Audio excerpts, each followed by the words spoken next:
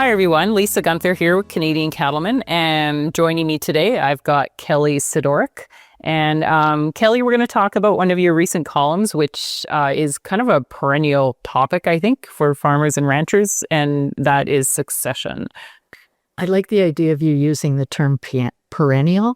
I was also thinking everlasting is another one that's important or relevant, I guess I'd say. It seems like it's the one we keep coming back to, but it is the one we keep coming back to. Let's be honest about that, I think, these days. And then, of course, in the conference season, which I think we're just moving out of, just hearing so many interesting stories and relevance where people are at. Right. Yeah. So you were at the Holistic Management Canada conference this winter, and you heard some really interesting speakers there, it sounds like. Yes.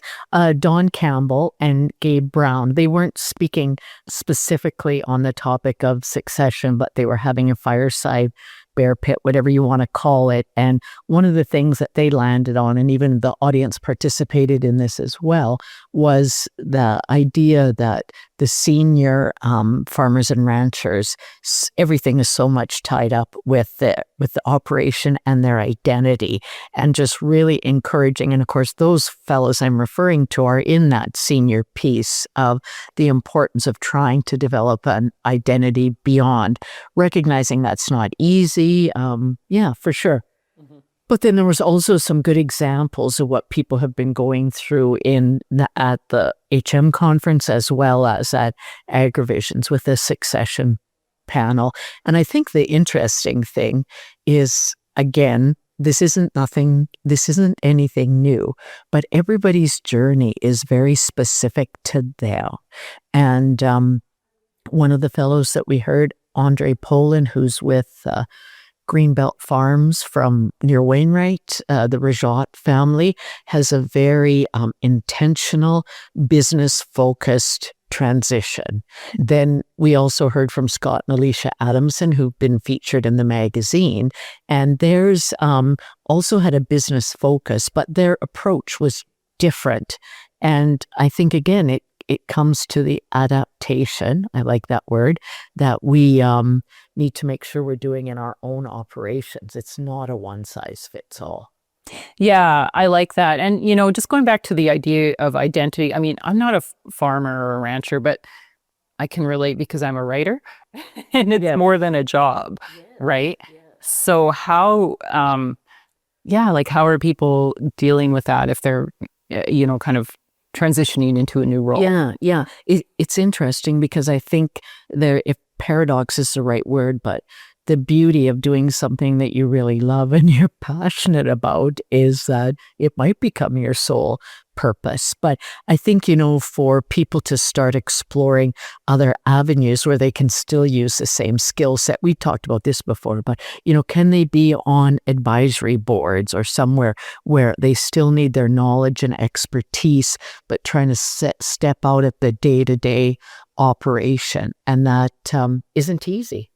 No, it's not. But I mean, I suppose a lot of things in life are not easy, but they're still worth doing, right? 100%. Yeah. And trying to figure out, I think that there's getting to be some guides, if you will, where people are going through that. Dwayne Thompson was one that spoke at the HM conference where he's sharing his experience, and his, comes from a lot of learnings of how it had gone from his father to him. And now he's trying to take what he's learned and, do it for what's best for their operation. So I think the more sharing that kind of story, then that maybe makes people comfortable to just say, right now, this is really hard and we're not sure what we're doing, but let's give some grace and support. Yeah. So I think that's maybe one thing that's changed in the last however many years is that people are willing to talk about how hard it is at times. But what else has changed, do you think, between the generations in the transition? Or is it kind of the same? I don't know. Does history repeat itself? That's a good question, Lisa. I think that, the level of experience, and not necessarily boots on the ground in running the operation, the level of exposure that the next generation is coming up with. I mean, it's partly because of technology and the age that we're in, but that idea, they've got so many great ideas. Let's try something different. And honestly, let's try something different. And that's hard when you've kind of done the same thing for many, many years. Yeah, I can feel myself doing that a little bit as I get older.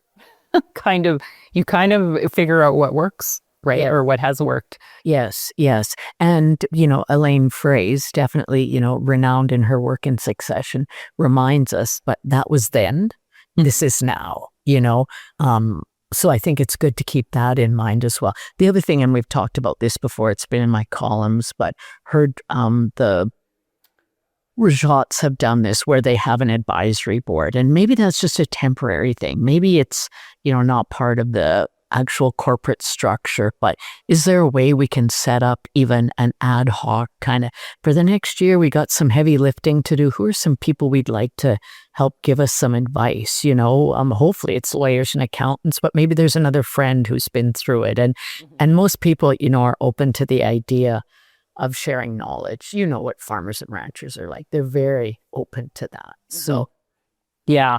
No, yeah, I think that is kind of one of the strengths of the industry in a lot of ways is a lot of people are willing to sort of share their experiences. Yeah. So and even thinking about, a big part of this for what happens with the next generation is about stewardship. It's about land access, and that's not likely going to look like it did before.